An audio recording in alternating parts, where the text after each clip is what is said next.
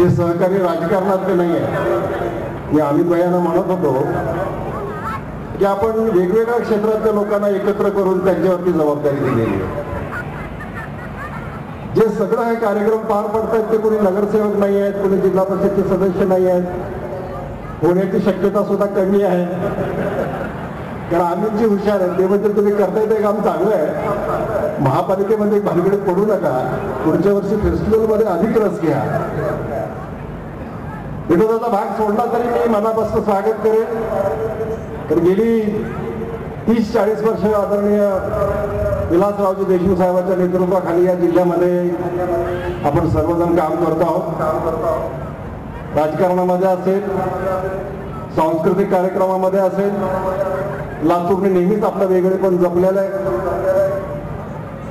आज सुधीरजी खास करून या कार्यक्रमाचं संचलन करण्यासाठी आपल्यामध्ये आलेले सुधीरजी गाडगे हे महाराष्ट्राचं एक लाडकं व्यक्तिमत्व आहे.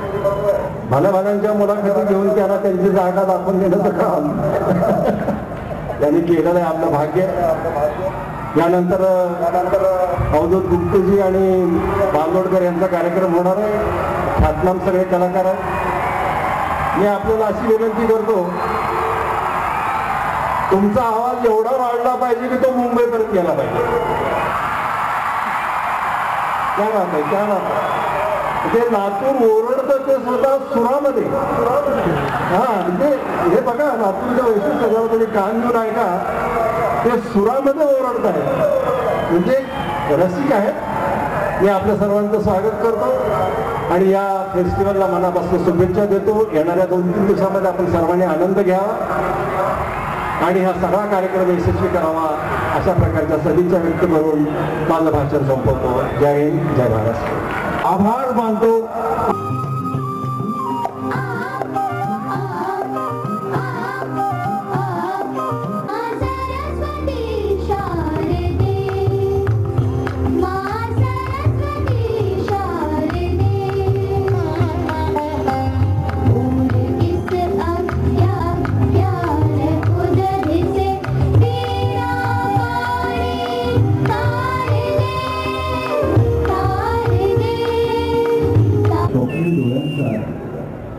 एक गायक आपल्यासमोर येणार आहे, जो गायला लागल्यानंतर आपल्यापैकी प्रत्येकाला द्राक्षच्या जागी तरी नाटवाचं नक्की वाटेल.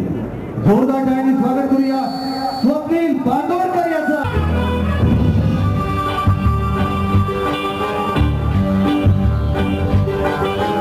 गालावर खळी डोळ्यात धुंदी, ओठावर फुले लाली, गुलाबाची गली